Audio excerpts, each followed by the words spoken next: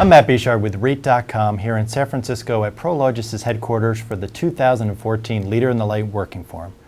Joining me is Joe Lopez, the Vice President of Property Management and Director of Environmental Impact with Equity One. Joe, thanks for joining us. Thank you. When we spoke last year at this event, you mentioned how reporting sustainability results would become more and more important going forward.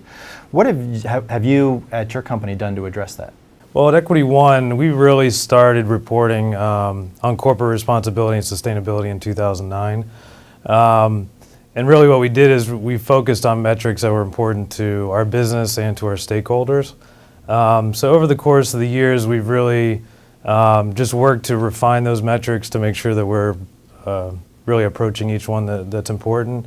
And we've also broadcast the results of the initiatives that we originally rolled out in 2009, the progress of those initiatives, and also updated the report each year to include things that we've developed since then. And tied to that reporting, what have you found to be the most important metrics or pieces of information to report that investors are looking for?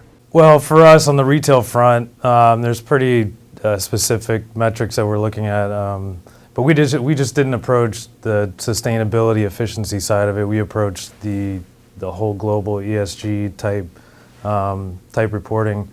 And do it to the GRI standard. So we look at the social side of things, the governance side of things, and also the efficiency side of things. And I think, over the course of the last 12 months, you really started to see other companies in our space follow the same path.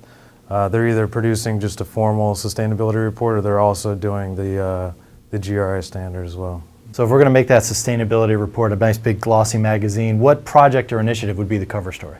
I would say for us right now, our big push is converting our parking lot lighting to LED technology. Up until recently, the technology really wasn't good enough to meet our liability and our tenant requirements.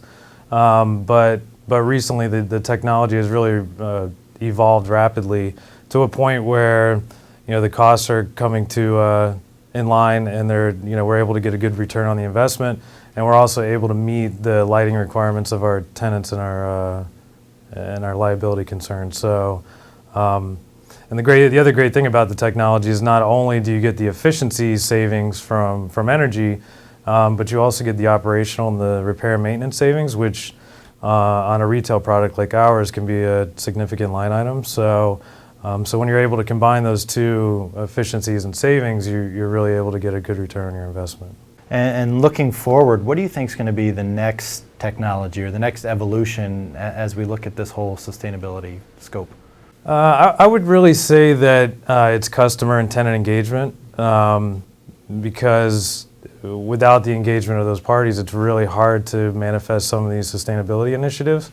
It takes the buy-in of all these parties involved in the building to really make these things happen. So, as people get more familiar with sustainability and responsibility in their home life, and as our tenants and as these business owners get involved with building owners that are operating green buildings, they're going to become more familiar with it, and it'll be more of a mainstream environment.